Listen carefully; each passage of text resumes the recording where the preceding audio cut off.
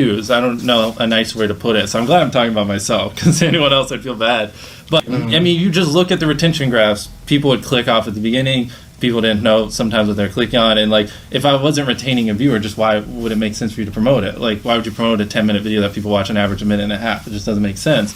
I've seen people literally start a channel and within a month hit 100,000 subscribers. I've seen it. I personally know someone who had a channel with 100 subscribers, and me and my boys, other YouTubers that I feel like have a good understanding of how YouTube works, we just help them optimize the video. And I don't like to say the name of the channels because then I feel like I'm taking credit for their success, but literally 100 subscribers, he got 3 million views on a video, and that was with no artificial push. It did like 50 views, 5,000, 10,000, 50,000. It just stair-stepped up every day. And so it's 1,000,000% possible, but it's very hard right off the bat to know what makes a good video, how to hold a viewer, how to get them to click and stuff like that. Some people are naturally entertaining, and retaining a viewer is just much easier for them. And some people, like me, you just need a long time to develop. At the beginning of the video, just tell, like literally the simplest thing, just tell them why they should watch it. If you're putting 1,000,000 Orbeez in a pool, don't start the video with you shopping for your mom's birthday present.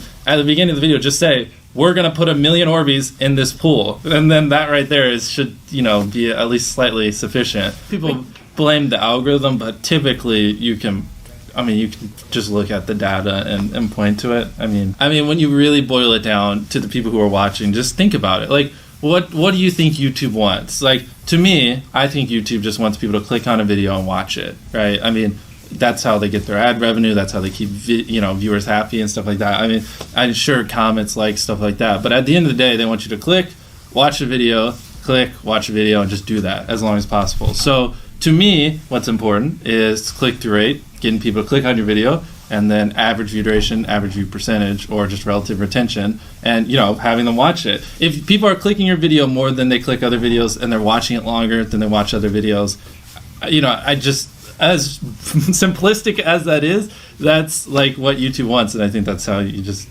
be successful. Well, obviously everything starts with an idea, and for me, I like to make my videos a little longer, so that's a big part of what ideas we do.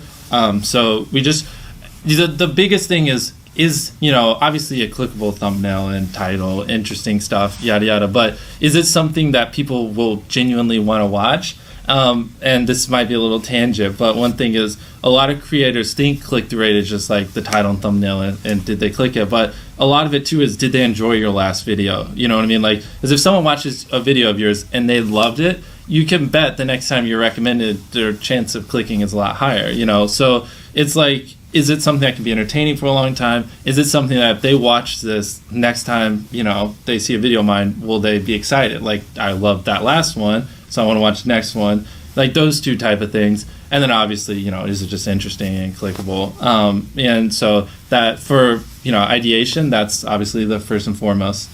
Well, I guess we start with filming. For me, and it might not always show, trust me, I know I might sound like I'm coming across as a know-it-all. I swear, I'm still learning stuff every day. When filming, though, I like to try to just put it, I feel like a lot of creators have a mindset of like, how can I get the most views with the least amount of time? And I'm not saying that's wrong, because obviously I have that mindset sometimes too, but I try to, when filming, put in as much work, even if it's like a 15-second part of a video, even if that one little part will take like 10 hours, Wow. But like hypothetically, right? But that 15 seconds is like, wow, like that's great. Like I feel like viewers genuinely notice when you go the extra mile. And so with filming, it's just like trying to make sure we're doing everything we can, no matter how expensive it is, no matter how much time it takes, to make the best video possible so they have the best experience. And so they want to, obviously watch more videos because that's what you want the viewers to do. And then with editing, just no dull moments, have a good hook at the beginning. Some minor tips I could give is like, if I do a video like Last Sleep Circle wins 10 grand, obviously people are going to watch to the end because they want to see who won the money.